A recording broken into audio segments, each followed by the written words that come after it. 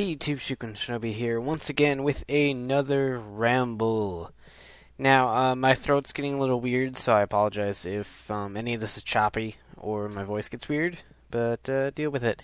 So, anyway, this week's topic is brought to you by my friend Joey, otherwise known as TrukkMunky most of the time. Not right now, at the moment, but most of the time. Hello, and anyway, so this week's topic is a kind of a little ramble about Danball Senki, otherwise known as Little Battler's Experience, everywhere that's not Japan, and sometimes in Japan, too, actually. That actually, the third season, series, whatever, Danball Senki Wars, just concluded maybe 2 weeks ago or so, somewhere around there. I don't have the exact date right now, but yeah, and I've been following the show since probably about the middle of the second series, give or take. I was introduced to it by my friend Al, big trans fan, and I fell in love with it almost instantaneously. Anyone that knows me knows that I love robots, and to sum up the franchise, it is about these little... If anyone follows my channel, you have seen LBX, which is the Little Battler Experience. LBX, there you go. So if you've seen any of my reviews on these guys, I did a couple of them, and then I fell behind and then stopped. But anyway, if you've been following my reviews at all, you know that they're about a roughly 5-inch scale model kit, much like Gunpla and stuff like that, by Bandai, of course, since Bandai makes everything in Japan ever. Yeah, they really do. It's absurd. But anyway, I fell in love with the series, and I picked up some of the double kits, double being the second series. And I just kept collecting from the tail end of double, and now I have every Wars kit out, and a pretty decent majority of the original series and double kits. If you're a fan of buildable model kits, like kind of the lower grade Gunpla kits, I definitely recommend checking them out. They're no master grade or anything like that. Even the Hyperfunction LBXs, which are kind of more detailed, they use less stickers. I would definitely recommend checking them out too. But even those don't compare to like master grade Gundams or anything like that. So if you're looking for like a master grade experience, then Danball Senki really isn't the line for you. But I really dig the kits. So from a toyetic standpoint, I really love the franchise. And then the anime turned out to be really good too. Now the franchise completely transcends just toy line and anime. It was actually a manga first, if Wikipedia is correct.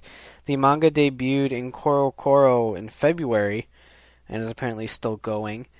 In February 2011, the first anime episode debuted March 2nd of 2011, so about a month later, and then the first video game came out on June 16th, 2011. Again, getting all this from Wikipedia, so if anything on the wiki is wrong, I apologize. But it's a franchise based and developed around level 5. They basically control everything within the entire franchise. I really do dig level 5. I like a lot of the games that they make. I played the double game. I don't remember which one. I think it was just the Danball Senki double video game. It came out in October of 2012. I played a little bit of that. I didn't get too far because it was on the PSP, and I just never really had the PSP with me. So I can't really speak to how well the games are, but the little bit I did play were really good. There are a couple for the 3DS, but being it's region locked, it's a little bit more difficult to play those. But the PSP ones are region free and pretty easy to get downloads of if you don't mind being a pirate.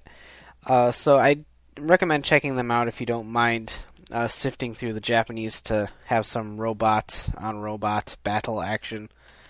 No, not the other kind. But anyway, so it's a franchise that has a manga, an anime, video games. And I've never really heard or read any of the manga, so I don't know how closely it follows the anime. But for the most part, it's toy line, anime, and the video game franchise that really drive the series. Now, unfortunately, Wars, the third series, just concluded, and it's the final Danball Senki, at least for now.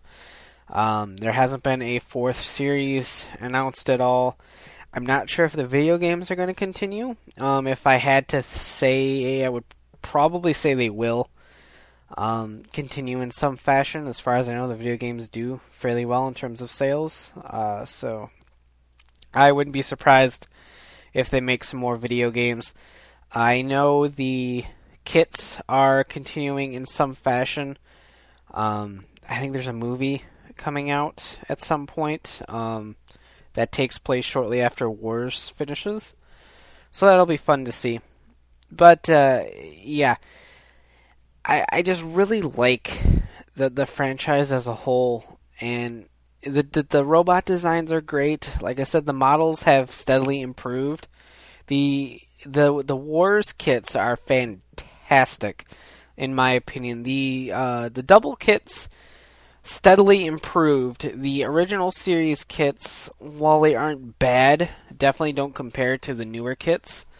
But I mean, that's just engineering over the last couple years. That's what you get. The anime series as a whole spans 3 different seasons. The original Danball Senki Double, Danball Senki W.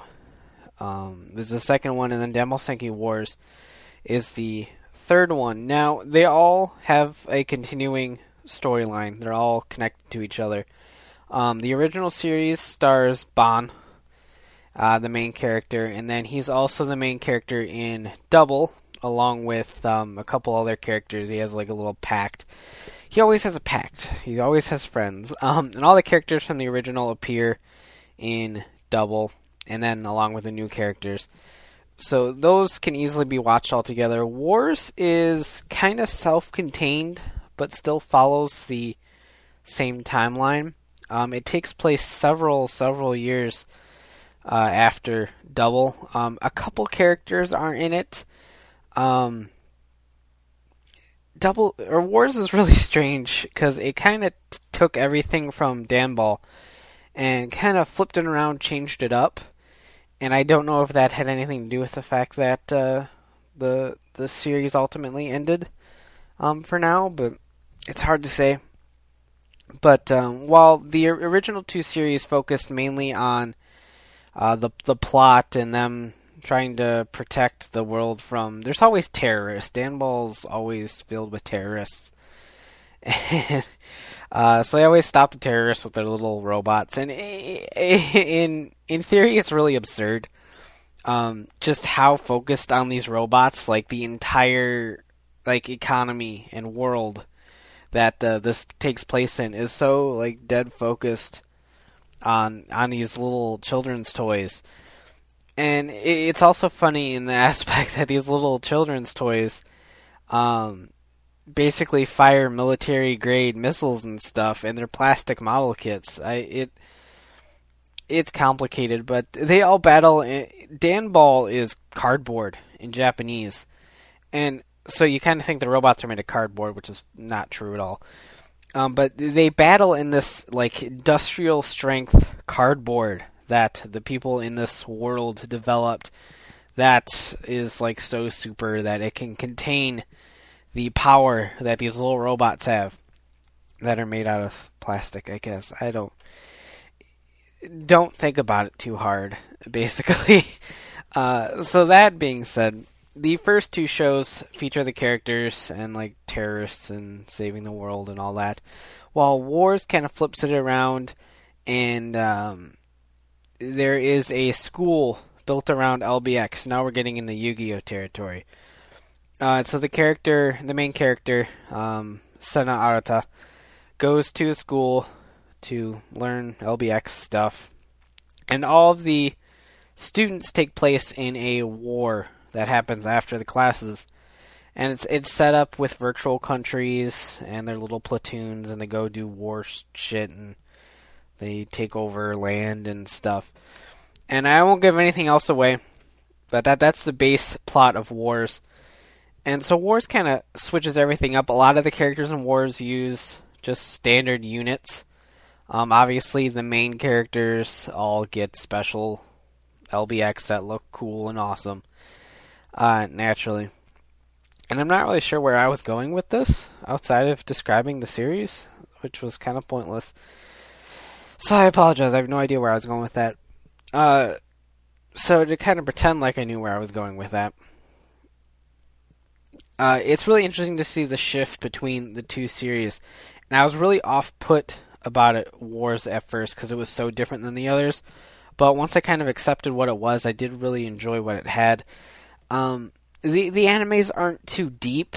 Don't expect a whole lot of like in-depth character development or anything like that. But it's certainly a series filled with a lot of twists and turns, a lot of which I wasn't really expecting. So it's definitely a fun watch. All three series are really fun to watch. I think Wars was ultimately the weakest, just because it's the shortest. It's only 37 episodes.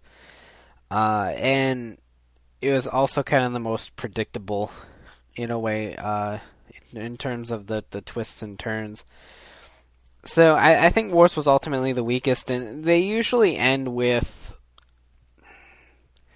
kind of this unsatisfied feeling, I guess.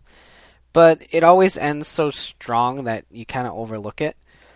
But if you like the designs of the robots, I would definitely give it a chance. If it doesn't strike your chord instantly, keep watching. Give it 10 episodes or so. But I mean, if you don't really get into it after that, then I don't know, give it up maybe. But I definitely enjoyed it. Some parts were slow, but overall, I really like the robot fight choreography in the series too. So it definitely kept my interest throughout all three shows. And now I remember what I was talking about Wars at first. Wars is definitely self-contained. You don't need to watch the original or double to understand Wars. There's a couple characters that return in Wars. And I won't fully spoil who returns. And there's a couple students in the school that are related to characters in Double and the original series. So that part's cool. It's enough to kind of keep people who watch the originals kind of hooked, and remembrance that it is still the same timeline, but not enough to where it will completely discard new watchers. So I thought it was interesting in that aspect. Really cool. So it had a little bit of everything there.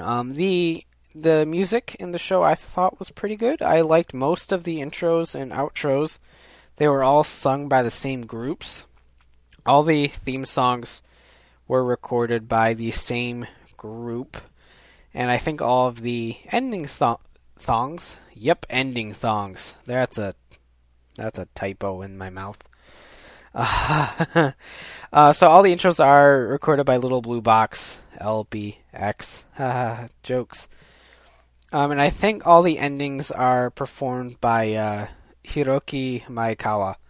So it gives a nice little sort of tie that the series continuously uses the same music group for the opening and the endings. So you always know what you're watching. And it's really good. I like a lot of the themes. So I don't have any of them on my iTunes, though. I need to correct that. But overall, the anime is definitely something I think that if you're a fan of any of the designs, should check out. Like I said, if it doesn't quite strike your chord, watch Wars. Maybe that might help a little bit. So if the original doesn't quite do it, try Wars. If Wars doesn't do it either, I don't know what to tell you. And again, I can't speak too much of the game franchise either, since I haven't had a chance to play a whole lot of the one that I have. And a lot of the newer ones seem to be on 3DS only. The last one to come out on the PSP was the Double game. Double Super Custom and the Wars game were both on the 3DS, and I can't play those. So, oh well. So kind of in a nutshell here, the toy line is absolutely great if you're a fan of buildable model kits. If you don't like the building experience, then you're not going to get a whole lot out of Danball Senki. There are a couple things for non-builders. There's those, if anyone remembers the Ben 10 figures that MMPR 2010 did this too, where there's like a main body, and then you have the head and the arms and the legs, and they all plug together, and they're like maybe 2 inches tall or something like that. There's a line of those for LBX that Bandai literally just stole from itself to make. They're like, oh, it worked for Ben 10, let's do it for these guys too. Yay, children. And so there's those. There are a line of Z-Mode, I think. Z-Mode figures, which I believe are die-cast, actually. That include the core skeleton and all of the little armor pieces that you snap onto it. Very high-quality figures, very nice. A little bit pricey sometimes, depending on where you buy them. Mandarake has some cheap ones from time to time.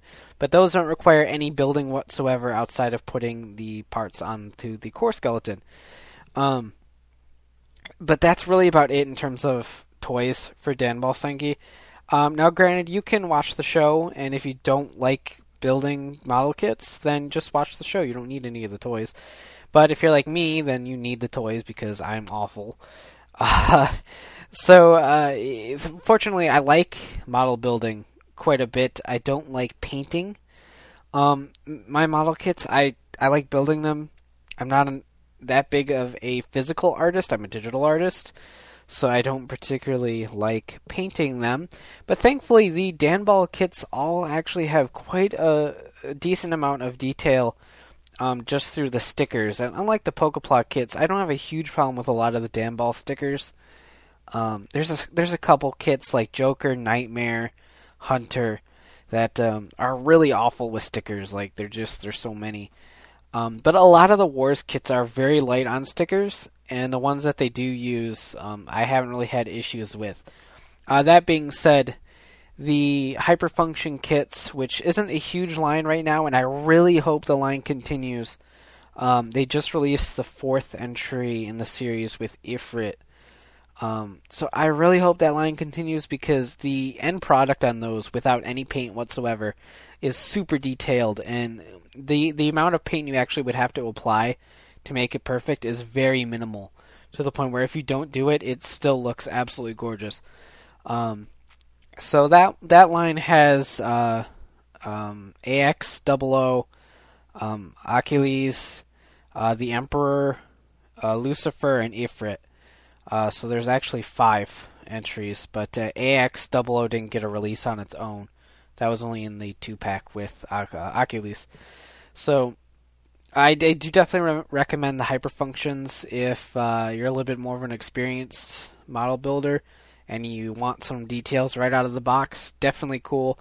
Unfortunately, that hasn't spanned any models past the original series. So I'm really hoping that line continues, but I'm not really counting my chickens before they hatch right now. But like I said, the line does look like it's continuing past the anime. There's 2 kits announced right now that I'm not entirely sure where they're from. I want to say they're from the Wars video game, but I don't 100% know. Dot Blaze, and then there's some weird Odin thing. Odin being one of the original models that Bon ends up using, but it's gone through several different versions over the course of the series with different people and stuff like that. So I'm interested to see where the toy line goes. Really hope a 4th anime is made eventually that kind of starts everything anew. I would honestly like to see a Danball series with a Yu-Gi-Oh!-esque approach. One of the coolest things about Danball was the battles and the tournaments that they did in the original and double. Not to say that the war angle that Wars took was bad, but the tournaments were really cool. So I would really dig a 4th series that takes place sometimes after Double or after Wars, where they achieve their world peace and all that fun stuff. And they just focus on maybe the school itself and then having tournaments. I don't really know, but I want the series to continue because I really do love it. And I'd love to see a series that has tournaments and battles at the focus, as opposed to this world-saving plot or this war plot. So I think that'd be really interesting. No idea if that is ever going to come to pass, but it'd be really cool. Now, for people interested in the series, it was licensed by Dentsu Entertainment USA, but as of right now, Bandai has shown the kits at Toy Fair. They were the model kits. Unfortunately, there hasn't been a air date or a purchase from any of the major networks for the line. If anyone does, I would imagine it would be Cartoon Network, and as far as I know, so far they haven't bit. So unfortunately, it is licensed, and if I remember correctly, I thought there was a dub trailer somewhere. So it's dubbed. I just don't know if it's ever going to air on U.S. television or not. That being said, if it is actually fully dubbed as of right now, I don't know if it is or not, it would be nice to get straight to DVD releases through Funimation or something like that. Most anime now is straight to DVD, so it wouldn't be awful for that to happen. So we'll see what happens with the series. Again, I do hope it continues. I don't know if it will or not, but really hoping it does. So we are going to wrap this up. Again, thanks for listening as always. I really hope that this ramble kind of pushed some people in the direction of the series. It's a great, great series in my opinion. And by starting the reviews, I was really hoping to get more people into it. And I hope I achieved that through the few reviews I did in this video. Great series and definitely worth checking out. I'll put links down in the description to the subs.